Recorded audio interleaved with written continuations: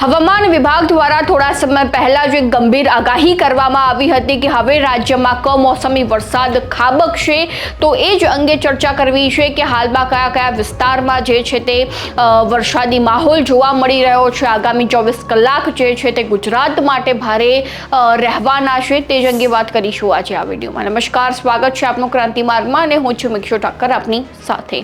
જે રીતે હાલમાં વાત કરવામાં આવે તો હવામાન વિભાગ દ્વારા ઉત્તર ગુજરાત, સૌરાષ્ટ્ર અને કચ્છના વિસ્તારોમાં જે છે તે આગાહી કરવામાં આવી હતી કે આ વિસ્તારોમાં વરસાદી માહોલ જોવા મળી શકે છે, માવઠું ખાબકી શકે છે। અને તે વચ્ચે હાલમાં જો ખાસ ઉત્તર ગુજરાતની વાત કરવામાં આવે તો ઉત્તર ગુજરાતમાં જે છે તે મહેસાણામાં હાલ સારો એવો વરસાદ જે છે તે જોવા મળી રહ્યો છે, માવઠું જોવા મળી રહ્યું છે। છેલ્લા થોડા સમયથી ત્યાં હીટવેવ જેવી પરિસ્થિતિ જોવા મળતી હતી, એટલે કે લોકો ગરમીથી ત્રાહિમામ પુકારી ઉઠ્યા હતા। અને હવે તે વચ્ચે જ્યારે માવઠું પડ્યું છે એટલે ક્યાંક ને ક્યાંક એ વાતાવરણમાં પણ ઠંડુ જે વાતાવરણ જોવા મળી રહ્યું છે, લોકોએ પણ હાશકારો અનુભવ્યો છે, ગરમીમાંથી છુટકારો મળ્યો છે। બીજી બાજુ જો પાટણની વાત કરવામાં આવે તો પાટણમાં પણ વરસાદ ખાબક્યો છે, વરસાદી માહોલ ત્યાં જોવા મળી રહ્યો છે, વાદળછાયું વાતાવરણ પણ હાલમાં ત્યાં જોવા મળી રહ્યું છે। તમને સ્ક્રીન પર દ્રશ્યો દેખાતા જ હશે। ત્યારબાદ જો આપણે સૌરાષ્ટ્રની વાત કરીએ તો સૌરાષ્ટ્રમાં પણ હવામાન વિભાગ દ્વારા આગાહી કરવામાં આવી હતી અને હાલમાં સૌરાષ્ટ્રના ભાવનગરમાં એ છૂટો છવાયો વરસાદ જોવા મળી રહ્યો છે।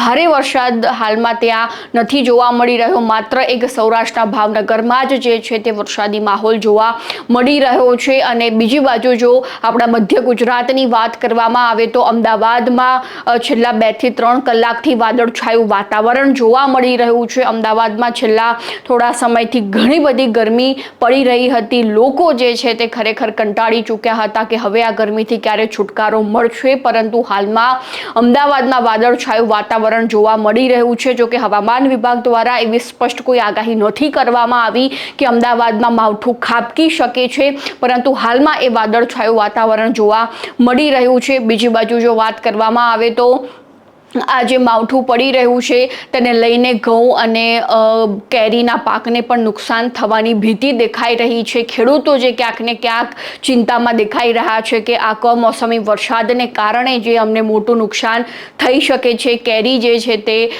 તેનો પાક બગડી શકે છે, તેના ભાવ જે છે તે ઊંચા જઈ શકે છે, એટલે કે અનેક પરિસ્થિતિ આ કમોસમી વરસાદને લઈને ઊભી થઈ શકે છે। ખેડૂતો હાલ ચિંતામાં છે, જો કે આ પાક ન બગડે તે રીતનો પ્રયત્ન સતત ખેડૂતો દ્વારા તો કરવામાં આવી જ રહ્યો છે અને હવામાન વિભાગ અને હવામાન નિષ્ણાંતો સતત ઘણા સમયથી આગાહી કરી જ રહ્યા હતા કે આ તારીખ દરમિયાન ગુજરાતમાં કમોસમી વરસાદ ખાબકી શકે છે। તો હવે જોવું રહ્યું કે આવતા સમયમાં ગુજરાતના કયા કયા જિલ્લાઓમાં વરસાદ ખાબકશે। તમને સતત અમે માહિતી પહોંચાડતા રહીશું, ખાસ અમારી સાથે જોડાયેલા રહેજો અને ક્રાંતિ માર્ગને સબસ્ક્રાઇબ કરવાનું ભૂલતા નહીં।